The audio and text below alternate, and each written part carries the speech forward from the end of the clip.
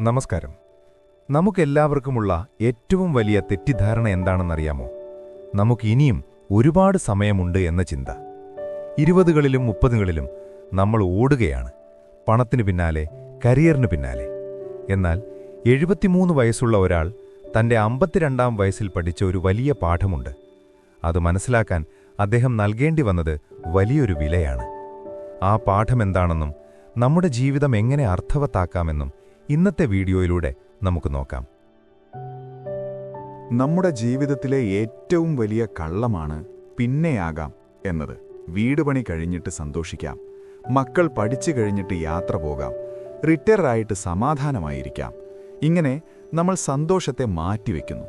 എന്നാൽ ആ ശുഭദിനം ഒരിക്കലും വരാൻ പോകുന്നില്ല. ഈ വീഡിയോയിലെ വ്യക്തി പറയുന്നതുപോലെ നമ്മൾ ലക്ഷ്യങ്ങളിലെത്തുമ്പോൾ ആ ലക്ഷ്യങ്ങൾ വീണ്ടും ദൂരേക്ക് നീങ്ങിക്കൊണ്ടിരിക്കും.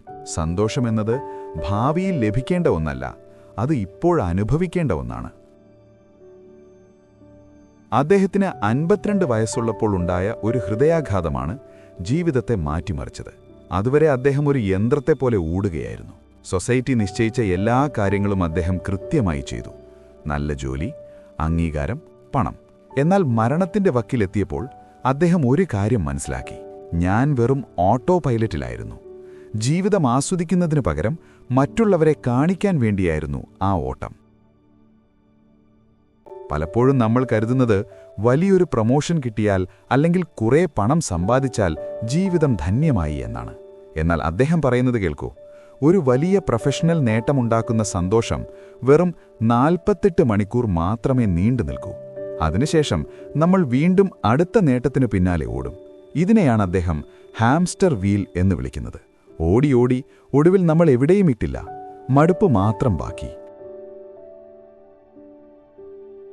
ജീവിതത്തിന്റെ അവസാന കാലത്ത് ആളുകൾക്ക് സങ്കടം തോന്നുന്നത് തങ്ങൾ പരാജയപ്പെട്ട ബിസിനസ് ഡീലുകളെക്കുറിച്ചോ സമ്പാദിക്കാത്ത പണത്തെക്കുറിച്ചോ അല്ല.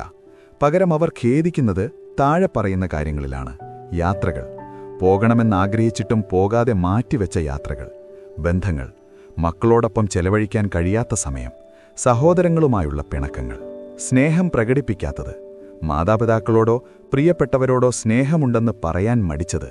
ഇതൊക്കെയാണ് യഥാർത്ഥ നഷ്ടങ്ങൾ. അദ്ദേഹം ജീവിതം ലളിതമാക്കി. അദ്ദേഹം പഠിപ്പിച്ചു തരുന്ന ചില ലളിതമായ കാര്യങ്ങളുണ്ട്. പ്രിയപ്പെട്ടവരോടൊപ്പം സമയം ചെലവഴിക്കുക, നിങ്ങൾക്ക് സന്തോഷം നൽകുന്ന ജോലികൾ ചെയ്യുക, വസ്തുക്കളേക്കാൾ കൂടുതൽ അനുഭവങ്ങൾക്ക് മുൻഗണന നൽകുക, മറ്റുള്ളവരെ ബോധിപ്പിക്കാൻ വേണ്ടി ജീവിക്കുന്നത് നിർത്തുക. അദ്ദേഹത്തിന് തന്റെ 30കളിലുള്ള തന്നോട് സംസാരിക്കാൻ കഴിഞ്ഞാൽ അദ്ദേഹം പറയും: മറ്റുള്ളവരെ ഇംപ്രസ് ചെയ്യാൻ ശ്രമിക്കരുത്, നിന്റെ ആരോഗ്യം കളഞ്ഞ് ജോലി ചെയ്യരുത്, സന്തോഷിക്കാൻ ആരുടെയും അനുവാദത്തിനായി കാത്തിരിക്കരുത്. സുഹൃത്തുക്കളെ, പിന്നെയാകാം എന്നൊരു ദിവസമില്ല.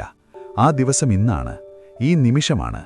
ഈ വീഡിയോ കാണുന്ന നിങ്ങൾ ഇന്ന് തന്നെ നിങ്ങളുടെ പ്രിയപ്പെട്ട ഒരാളെ വിളിക്കൂ, അല്ലെങ്കിൽ നിങ്ങൾ ആഗ്രഹിച്ച ഒരു കാര്യം ചെയ്യാൻ തുടക്കമിടൂ. ജീവിതം പാഴാക്കരുത്. ഈ വീഡിയോ ഉപകാരപ്രദമായി തോന്നിയാൽ മറ്റുള്ളവർക്കും ഷെയർ ചെയ്യുക. നന്ദി.